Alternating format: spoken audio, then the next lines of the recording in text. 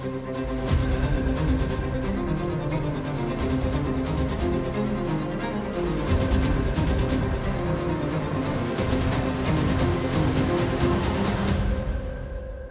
travelers, Boardman21 here, and today's build is the Big Vine Spriggan Shaman. And with this we're going to be summoning one vine at a time, but it's going to be ginormous. And it does a lot of damage, and it's going to have a lot of attack speed, and it's just going to absolutely clear everything for you. For our healing, we're going to be doing our healing totems, which will be using the Thorn totem skill tree, so it will give us a bunch of mana back once they disappear. But at the same time, they'll also heal us when we summon them, so that's how we'll replenish our life if we do get hit. I was going to try and build in health regen into this build, but we just didn't get to that gear. However, if you want to build health regen, that is a much more viable form of being able to replenish your health. Otherwise, it's using potions and just trying not to get hit. Against bosses, that can be a little bit more difficult. However, we did clear all of the content and then moved into the empowered timelines. We haven't completed the empowered timelines yet, but it is viable and it can do all of the timelines in the normal mode, even with really difficult modifiers, which some of those are in the gameplay, such as in Rage at half health and such like that. This build requires a lot of uniques. You will be dual wielding the Blood of Eulogy axes, which can be rather difficult to get two of them, or even just one takes some time. So you will have to spend some time. If you haven't even gotten one of those, I wouldn't recommend doing this build first. I'd go farm the bosses with a better build that you have and work towards getting all of the uniques that you need and then putting this build together. But like you can see in the gameplay, these vines absolutely just rip through. You only need to summon one for it to clear all of the mobs around you. And when you summon 10 to 20 of them, they absolutely just annihilate everything. Alright, let's go ahead and get into the skills, the interactions, and just how this build works. For skills, I'm running Maelstrom, Summon Spriggan, Summon Thorn Totem, Ice Thorns, and Spriggan Form. For Maelstrom, we really don't use this at all in this build. If you want, you can take the passive tree or wear idols that give a % chance to proc whenever you are hit. However, I have it spec'd in here so that if we had 6 stacks of it, it would indeed give us some bonuses such as having haste or frenzy. But again, we're not really running this at all in this build as it just consumes too much mana, and there were no other skills that you could really use instead. But if you find something, feel free to use it. With that, I have 3 points in Whirlpool, 2 points in Sleep-Footed, 4 points in Calm, 4 points in Turbulence, 5 points in Gathering Storm, 1 point in Windswept, and 1 point in Wind of Fury. And like I said, this build really doesn't matter, or this skill doesn't really matter. You can spec it however you want, or just don't run it at all. Like I said, in this build and in the gameplay, I'm not using it at all. Summon Spriggan is used, so when you're not in Spriggan form, you can summon the Spriggan, but we don't really build into a whole lot of minion defense. We do have quite a bit of minion offense, so the Spriggan will do some decent damage. However, the Spriggan doesn't really have high survivability, so you will be running around, especially more towards endgame, reviving it and such, or having to get out of Spriggan form to resummon it. But it is a skill that you can actually use while you are in Spriggan form, since you'll be able to summon it before you enter the form and have it up and be able to revive and such to have 100% uptime of the Spriggan. It's just more annoying than anything. You don't have to use it. I have the Spriggan built to cast Entangling Roots and to do a little bit of healing, but we don't use the healing skill unless you're in human form. But I've got 3 points in Arboreal Vitality, 1 point in Biomancer, 3 points in Lasting Roots, 1 point in Healing Roots, 4 points in Frequent Healing, 4 points in Barbed Roots, 2 points in Aura of Life, and 2 points in Aura of Retribution. Then for Summon Thorn Totem, we will use this. The main thing here is you do not want to get anything that increases the mana cost. You actually want to go the opposite way. And we're going to go with 5 points in Totemic Wisdom to get that 75% mana efficiency. This will reduce the cost to 9. I know it says 18 in the build planner tooltip, but this is not taking something into account. It really only costs 9. And then with 3 points in Memories of Edorite, you're actually gaining 12 back. When you are in Spriggan form, you can have up to 6 healing totems. All 6 healing totems will be using the Thorn totem skill tree, You'll be summoning 3 at a time, so it will cost you a total of 18 mana to cast 6 of them, but when all 6 disappear, you'll actually get 72 mana back, which is huge, so it's definitely a mana profiting skill to use. And then we have it set up for a little bit of damage with 1 point in Venom Tipped Thorns, 3 points in Torrent of Thorns, 4 points in Lethal Thicket, 1 point in Ancient Power, and 3 points in Impale. For Ice Thorns is something that was more used by our root wall, except that we don't have the root wall spec'd into doing it anymore. So now it's just to be procced whenever we actually take a hit. There's a chance for it to proc. So we've got 3 points in Dagger Thorns, 2 points in Bramble Armor, 2 points in Spell Thorns. These together will give it a 30% chance when you get hit for it to proc. And then we have an additional 4 points in Ritual Briar and 5 points in Thorn Shaper, which is another 25% chance. So there's a 55% chance total when you get hit for them to be procced, as long as you have more or 2 or more active totems, in which you'll always have 3 or more in this build. 1 point in Thaw, so that it'll all be converted to physical damage and they'll have slightly more cast speed, and then 3 points in Shamanistic Fury, so that you get 12% more damage per active totem. Again, you can have up to 6 totems, so that's 72% more damage that you're getting out of the Ice Ones. Now, you're not really built into much damage for yourself, so it's not going to hit very hard, but it's a little extra damage. And converting it to physical, you don't really have to do. One, because since it's proccing when you get hit, you don't need the cast speed. This means you no longer freeze enemies with it, and again, we're not built into cold or physical damage, so it really doesn't matter which way you go.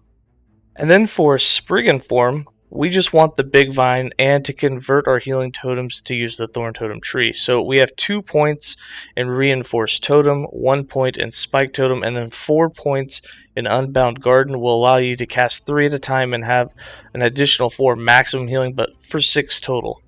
Then we have 5 points in Thicket Tendrils, 1 point in Grapevine. This will give you the big, huge vine. It's going to have 200% more health, 200% more damage, 200% more size, and 200% increased attack range. So it's a 200% bonus to everything, which is a huge thing. It's why everything's so big and attacks so violently. And then 1 point in Wither Spike, so that a Great Thorn is fired on Vine Death. I never noticed this actually happening, so I actually think it's a wasted point. I'm pretty sure it's bugged and doesn't actually take place. And then the last 6 points, 3 of them are in Nurture, so the healing totems will heal a bit more, and 3 points in Totem Blast, so that if you want to, you can Veil Blast when you have 6 active totems, and you'll get 7 Veil Blasts that actually go off. One of them will use your damage. All of the ones that come from the Thorn Totems are actually based on the minion damage, so they actually hit decent since we're built into a lot of minion damage. And then for passives, I've got 26 points in the Primalist base class, with 8 points in Natural Attunement, 1 point in Harmony of Blades so we can dual wield, 5 points in Hunter's Restoration for that extra health, 2 points in Wisdom of the Wild, 5 points in Tempest Bond, and 5 points in Berserker, so if we do get to low health, we'll take 30% less damage. We got 25 points in the Beastmaster. It's actually slightly more than that. That's just not the right tooltip. But we've got 8 points in Ursane Strength, 4 points in Boar Heart, 3 points in Savagery, 8 points in the Chase, and 5 points in Axe and Claw for that minion melee physical damage. And the 8 points in the Chase gives minion attack speed, so your Great Vines will attack 32% faster. Then we got 15 points in the Druid, and this is to unlock the actual Spriggan Form. You'll need 15 points in here to run as a Spriggan. I have 7 points in Barkskin, 6 points in Blood Claws, and 2 points in Soul's Attendant. And then for Shaman, the Master class, we only have 44 points in here. We mostly just needed what's in the lower half, plus it gives us our resistance and physical resistance. So we got 8 points in Shamanic Infusion, 8 points in Ancient Stones, 1 point in Silent Protector, 5 points in Totemic Fury, 5 points in Logonian Wrath, 7 points in Earthen Supremacy, 5 points in Ancestral Speed, and 5 points in Protective Circle. Since you can have up to 6 totems, you'll have up to 90% physical and 90% elemental resistance just from having your totems active. So you'll have 4 of your 7 resistances covered just from this. And then for blessings, items, and idols. For the idols, you want to have minion melee attack speed. It comes on the 2x2s. That's really all that you care about. You can do healing effectiveness in the top half. That will help with how much the healing totems heal you. And then for items, we have a bunch of uniques. The first one is the weapon Eulogy of Blood. This comes with 10 to 16 melee cold damage for a minion, which is flat, which is huge. If you have, max rolled ones and you're dual wielding this, you can have up to 32 melee cold damage for minions, which is a huge amount of flat damage for minions. Then we also have the Ribbons of Blood, which gives a bunch of physical melee damage for minions. You can get between 4 and 7. We're only wearing 1, but you can wear 2 of these if you wanted. We have the Legacy of the Quiet Forest. You don't have to wear this because you do get mana back from the Thorn totems, but in order to go through the echoes a bit faster, not even have to worry about really proccing the healing totems very often, you can just wear this and you'll gain back a bunch of mana every 3 seconds. Then the offhand, obviously another Eulogy of Blood, and then the Death Rattle so that your minion critical strike multiplier is just a huge amount. When your big vines crit, it's going to be a very, very hard hit. And then for Rigor crafted items, I'm just going to hover over all of them, but this will all be in the build planner, which will be in the written guide, which is linked in the description. And then for the blessings, nothing super fancy, just going to hover over these as well so you can see some of the things I went for. You can get minion damage, and really that's just kind of the only main thing that you really want from it. And I got it from the Spirits of Fire timeline at level 90. You can get an empowered version, which I believe goes up to 100% minion damage. It might be 120%. But that's going to be it for the build planner. And then for the character sheet, as I said, for your resistances, you don't even have to worry about the physical and the elemental. As you can see, we have Cap, Poison, Necrotic, and Void, and then once we get the healing totems out, you can see we instantly, just with the 3, jump up to capped, but with 6 of them, we're easily well above the capped limit. Then we have 22% mitigation from physical and half of that from elemental and all of the armor that we get with this build. And for damage, we're not sitting at very much for us, but for minion stats, we are sitting at a 450% critical strike multiplier, along with about 300% of all minion damage. And then how to play this build. Basically, you're in Spriggan Form. You can cast the roots whenever you need to. They have a huge amount of aggro with them, so they'll pull in a lot of mobs or block mobs off from being able to hit you. They also block projectiles really nicely. Then, of course, if you start to run out of mana, you're going to have your healing totems. If you want to Veil Blast, you can, and like I said, they will all shoot it, so you can get 7 hits every time you cast it if you have your 6 totems active.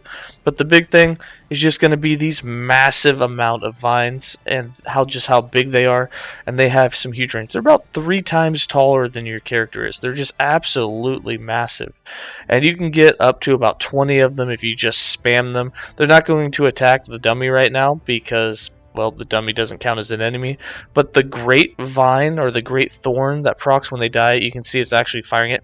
Not very big. It's actually very little, and since, of course, the training dummy isn't an enemy, it's not hitting it either, but you can see the ones that did hit it. It's hitting for about 6,000 damage, and if those vines were actually to slap down, they'd be doing about 50,000 damage crits. However, here, they're not doing that because, once again, we can't make it target the training dummy, which is kind of stupid. But as your mana drops, you just start spamming those healing totems, and boom, look at our mana, it's already back. And that's all you do, run around, get some grapevines, summon some healing totems if you want, throw in some Veil Blast, cast a root occasionally if you need to block something off, or if you need to, taunt, have something taunt towards it so that you're taking too much damage and need to heal yourself. Your main form of healing again is going to be you summoning the totem, and that's going to replenish your health a little bit. You can build into health regen. It probably would be more sustainable to do that, but I haven't put that on my gear and done that. And that's going to be it for this build guide. I hope that you guys enjoyed it. I hope that it was easy to follow. And I'm going to go ahead and give you guys some gameplay. And as always, stay safe, travelers.